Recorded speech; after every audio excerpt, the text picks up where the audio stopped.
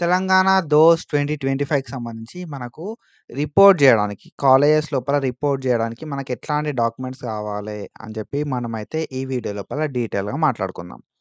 దానికంటే ముందు ఒకవేళ నువ్వు మన ఛానల్‌కి కొత్తగొస్తే సబ్స్క్రైబ్ జేసుకో. మీ ఫ్రెండ్స్ అందరికి షేర్ జెయి. సో, డెఫినిట్‌గా చెప్తున్నా నేను మీకు ఈ జర్నీ లోపల మస్తు హెల్ప్ అయితా. తర్వాత కాలేజ్ లోపల జాయిన్ అయిన తర్వాత గూడా స్కాలర్‌షిప్ ఎట్లా అప్లై చేసుకోవాలి అండ్ రెన్యువల్ ఎట్లా చేసుకోవాలి అనే డీటెయిల్స్ కూడా నేను డీటెయిల్ అయితే చెప్తా ఉంటా అన్నట్టు. సో, ఫస్ట్‌లీ ఏందంటే ఈ డాక్యుమెంట్స్ ఏమేమి గావాలి మనకు రిపోర్టింగ్‌కి అని జెప్పి డీటెయిల్‌గా మనం మాట్లాడుకుందాం. సో, మనం ఇంటర్నెట్ నుండి ఓకేనా? ఇంటర్నెట్ నుండి ఎట్లాంటి డాక్యుమెంట్స్ తీసుకోవాల్సుంటది అనంటే అలాట్‌మెంట్ ఆర్డర్ గావచ్చు. అలాట్‌మెంట్ ఆర్డర్ అంటే నీకు ఏ కాలేజ్ లోపలొచ్చింది అని జెప్పి అలాట్‌మెంట్ ఆర్డర్ అనేది ఒకటుంటది. ఆ allotment order and self reporting acknowledgement అంటే సెల్ఫ్ రిపోర్టింగ్‌కి సంబంధించిన నువ్వు సెల్ఫ్ రిపోర్టింగ్ జేసినావు అని జెప్పి అక్నాలెడ్జ్‌మెంట్ ఉంటది అది కూడా. సో, ఈ 2 అయితే మనం కాలేజ్ లోపల సబ్మిట్ చేయాల్సుంటది. సో, ఇవి మనం ఇంటర్నెట్ నుండి తీసుకోవచ్చు. సో, ఎట్లా తీసుకోవాలి అని జెప్పి నేను ఈ వీడియో ఎండ్ లోపల జెప్తా. అండ్ దానికంటే ముందు మనం వేరే డీటెయిల్స్ అయితే మాట్లాడుకుందాం. From college. సో, మనం ఇంటర్నెట్ నుండి తీసుకోవాల్సిన డాక్యుమెంట్ ఇవి అండ్ కాలేజ్ నుండి. ఏ కాలేజ్ మరి అంటే ఇంటర్మీడియేట్ కాలేజ్ నుండి కొన్ని డాక్యుమెంట్స్ తీసుకోవాల్సుంటది. ఏంది కదా ఆ డాక్యుమెంట్స్ అంటే మనం ఆల్రెడీ ఎస్ఎస్‌సి మెమో అయితే సబ్మిట్ చేసుంటాం ఇంటర్మీడియేట్ కాలేజ్ లోపల. ఆ ఎస్ఎస్‌సి మెమో అనేది సబ్మిట్ చేయాల్సుంటది. ఓకేనా? సో, ఎస్ఎస్‌సి మెమో అనేది మనకు proof of date of birth కోసం మనం ఇంటర్ కాలేజ్ లోపల సబ్మిట్ చేసుంటాం. అది ఇంటర్ కాలేజ్ నుండి తెచ్చుకొని డిగ్రీ కాలేజ్‌లో ఇయ్యాలే. So, SSC memo and TC.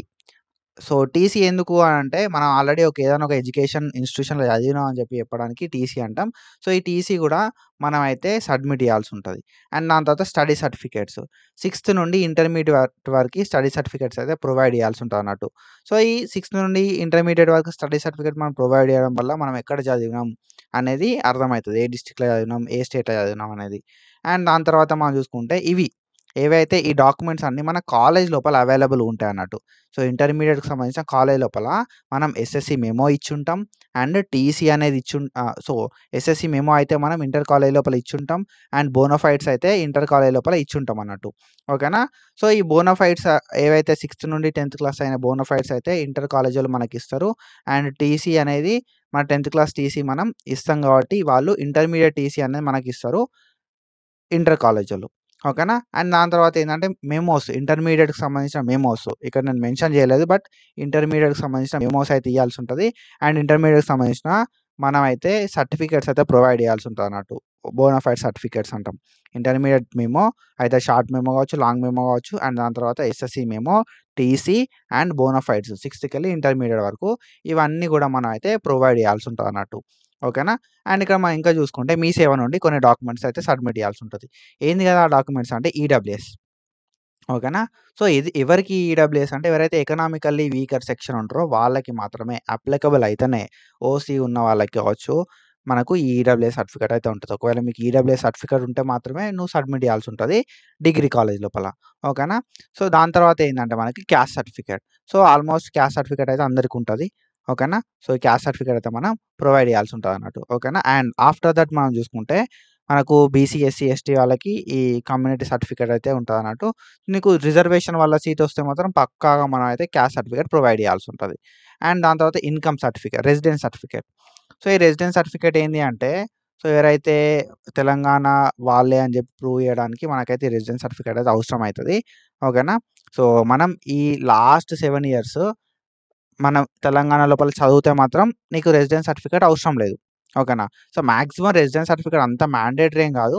నువ్వు 7 ఇయర్స్ తెలంగాణ లోపల చదివితే. ఒకవేళ నువ్వు తెలంగాణ లోపల 7 ఇయర్స్ చదవలే అన్న సిట్యుయేషన్ లోపల పక్కాగా నువ్వు ఇక్కడ పర్సన్‌వి అని చెప్పి ప్రూవ్ చేసుకోవాల్సుంటది.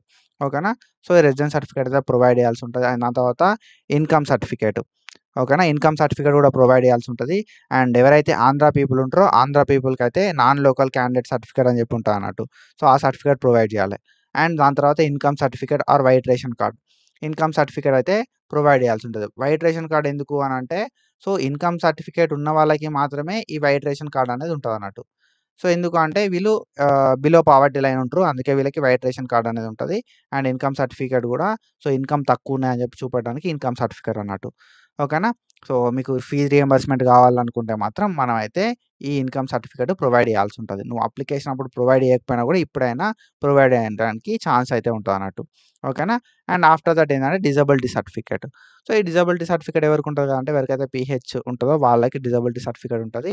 సో, పీహెచ్ ఉన్న వాళ్ళు మాత్రం డిజబిలిటీ సర్టిఫికేట్ ప్రొవైడ్ చేయాల్సి ఉంటది. ఆల్రెడీ మనం సర్టిఫికేట్ వెరిఫికేషన్‌కి సో, ఈ పీహెచ్ ఉన్న వాళ్ళెళ్లి చూపెట్టుంట్రు. అదే సర్టిఫికేట్ మనం కాలేజ్ లోపల చూపెట్టాల్సి ఉంటదన్నట్టు. అండ్ దాని తర్వాత ఏందంటే other certificates. So, other certificates లోపల ఎక్స్ సర్వీస్ మ్యాన్ సర్టిఫికేట్ కావచ్చు, సర్వీసింగ్ డిఫెన్స్ పర్సనల్ సర్టిఫికేట్ కావచ్చు, స్పెషల్ కేటగిరీస్ కావచ్చు, సీఏపీ అంటాం, స్పోర్ట్స్ అంటాం. ఈ సర్టిఫికేట్స్ అన్నీ కూడా మనం ప్రొవైడ్ చేయాల్సి ఉంటదన్నట్టు. ఓకేనా. సో, ఈ సర్టిఫికేట్స్ మనం ఎందుకు ప్రొవైడ్ చేస్తాం కదా అనంటే రిజర్వేషన్ కోసం. ఆల్రెడీ మనం ఈ రిజర్వేషన్ కోసం దోస్త్ లోపల సర్టిఫికేట్ వెరిఫికేషన్‌కి ఎళ్ళుంటాం. కాబట్టి అవే సర్టిఫికేట్స్ ప్రొవైడ్ చేస్తే బెస్ట్. ఓకేనా. సో, ఇవన్నీ డాక్యుమెంట్స్ అయితే మనం ప్రొవైడ్ చేయాల్సి ఉంటది. మన డిగ్రీ అడ్మిషన్ అప్పుడు కాలేజ్ లోపల జాయిన్ అయ్యేటప్పుడు. ఓకేనా. సో, వాలిడ్ ప్రూఫ్ అయితే ఒకటి తీసుకెళ్లాల్సి ఉంటది. లైక్ ఆధార్ కార్డ్ కావచ్చు, పాన్ కార్డ్ కావచ్చు, ఓటర్ ఐడీ కావచ్చు, డ్రైవింగ్ లైసెన్స్ కావచ్చు. ఇవన్నీ కూడా వాలిడ్ ప్రూఫ్స్ అయితాయి. సో, నీది తెలంగాణనే అని చెప్పి ప్రూవ్ చేయడానికి, నువ్వు ఇండియన్ సిటిజన్ అని ప్రూవ్ చేయడానికి వాలిడ్ ప్రూఫ్ అయితే ఒకటి తీసుకెళ్లాల్సి ఉంటది. అండ్ దాని తర్వాత ఫోటోస్. సో, వాళ్ళు ఎన్ని ఫోటోస్ అడుగుతారని తెలవదు. లైక్ ఫోటోస్ అయితే మనం క్యారీ చేయాల్సి ఉంటది. ఒక 3-4 ఫోటోస్ అయితే క్యారీ చేసేసేయాలి. అండ్ ఆఫ్టర్ దట్ ఏందంటే 2 సెట్స్ ఆఫ్ జిరాక్స్ కాపీస్. ఓకేనా. సో, వాళ్ళకొక సెట్ ఆఫ్ జిరాక్స్ కాపీ అయితే సబ్మిట్ చేయాల్సి ఉంటది. ఓకేనా. సో, ఒక సెట్ ఆఫ్ జిరాక్స్ సబ్మిట్ చేయాల్సి ఉంటది. Along with originals. మా దగ్గర ఒక 2, 3 సెట్ల జిరాక్స్‌లుంటే బెస్ట్. అంటే ఒక 4, 5 సెట్స్ ఆఫ్ జిరాక్స్ తీసుకున్నాం అనుకో, ఒక సెట్ వాళ్ళకిచ్చినా గూడా మన దగ్గర ఒక 4 కాపీస్ ఉంటాయి. అండ్ ఒరిజినల్స్ కూడా వాళ్ళకైతే మనం సబ్మిట్ చేయాల్సి ఉంటదన్నట్టు. సో, ఈ డాక్యుమెంట్స్ అన్నీ మ్యాండేటరీ అంటే మాక్సిమం ఇవన్నీ కూడా మ్యాండేటరీనే. ఈ డాక్యుమెంట్స్ అన్నిటిని కూడా ప్రొవైడ్ చేయాల్సి ఉంటది. డ్యూరింగ్ అప్లికేషన్ లోపల ఈ డాక్యుమెంట్స్ అన్నిటిని కూడా మనం వాడి ఉంటాం కాబట్టి మనమైతే ఈ డాక్యుమెంట్స్‌ని ఇయ్యాల్సి ఉంటది. సో, మీరు ఏదైనా ఒక డాక్యుమెంట్ లేదన్న సిట్యుయేషన్ లోపల వాళ్ళని రిక్వెస్ట్ చేస్తే వాళ్ళు కొంచెం టైం గూడా ప్రొవైడ్ చేస్తారు. ఓకేనా.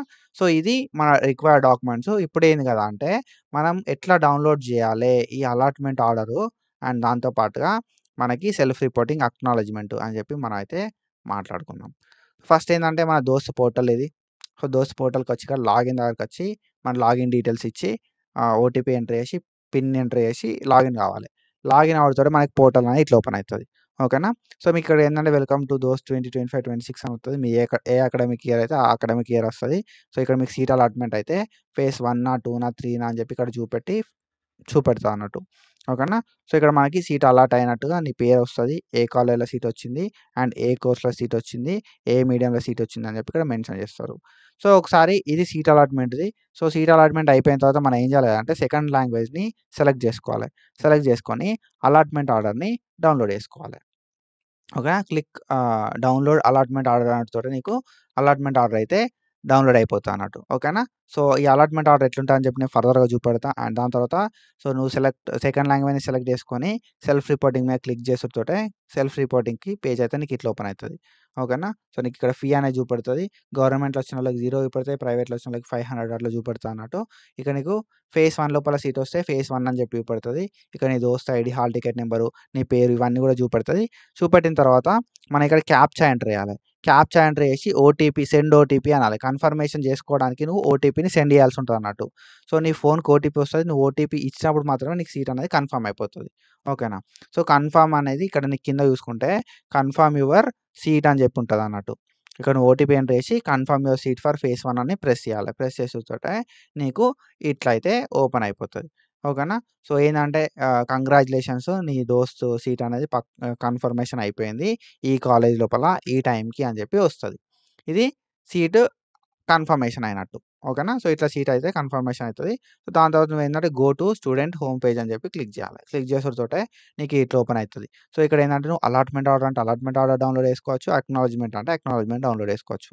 సో, నువ్వు డౌన్‌లోడ్ అక్నాలెడ్జ్‌మెంట్ మీద ప్రెస్ చేసేతోటే అక్నాలెడ్జ్‌మెంట్ ఓపెన్ అయితది. అలాట్‌మెంట్ ఆర్డర్ అంటే అలాట్‌మెంట్ ఆర్డర్ ఓపెన్ అయితది. ఫస్ట్ మనం అక్నాలెడ్జ్‌మెంట్ చూద్దాం. సో, ఇది సెల్ఫ్ రిపోర్టింగ్‌కి సంబంధించిన అక్నాలెడ్జ్‌మెంట్. సో, నీ పేరొస్తది ఇక్కడ. ఓకేనా. సో, దోస్త్ ఐడీ వస్తది. అండ్ నీ పేరు, మీ ఫాదర్ నేము, దోస్త్ ఐడీ, నీకు ఏ గ్రూప్‌లో వచ్చింది, ఏ కాలేజ్‌లో వచ్చింది, నువ్వు ఏ టైంకి సెల్ఫ్ రిపోర్టింగ్ చేసినావు అని చెప్పి అన్ని డీటెయిల్స్ వస్తాయి. ఈ ఆన్‌లైన్ సెల్ఫ్ రిపోర్టింగ్ అక్నాలెడ్జ్‌మెంట్ లోపల. సో, ఇది మనం ప్రింట్ తీసుకొని కాలేజ్‌లో సబ్మిట్ చేయాల్సి ఉంటది. సో, ఇక్కడ మనం చూసుకుంటే ఇదేమో సీట్ అలాట్‌మెంట్ లెటరు. నీకు సీట్ అలాట్ అయిందని చెప్పి ఇది సీట్ అలాట్‌మెంట్‌ది. అండ్ ఇక్కడ మనం చూసుకుంటే ఇదేమో సెల్ఫ్ రిపోర్టింగ్‌ది అన్నట్టు.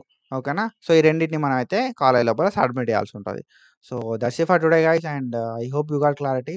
సింపుల్లీ ఇది మన దోస్తుకి సంబంధించిన రిక్వైర్డ్ డాక్యుమెంట్స్. ఇవి ఆన్‌లైన్ లోపల తీసుకోవాల్సినవి కొన్నుంటాయి. అండ్ మీ సేవ నుండి కొన్ని తీసుకోవాలి. అండ్ ఆల్రెడీ మన కాలేజ్ ఇంటర్మీడియేట్ కాలేజ్‌కెళ్ళి కొన్ని డాక్యుమెంట్స్ అయితే తీసుకోవాల్సుంటది. Either you people have any gap certificate కూడా ప్రొవైడ్ చేయాల్సి ఉంటదన్నట్టు. So, that's it for today guys and follow for more content. ఏం డౌట్స్ ఉన్నా కామెంట్ చేయి. Thank you so much. Signing of.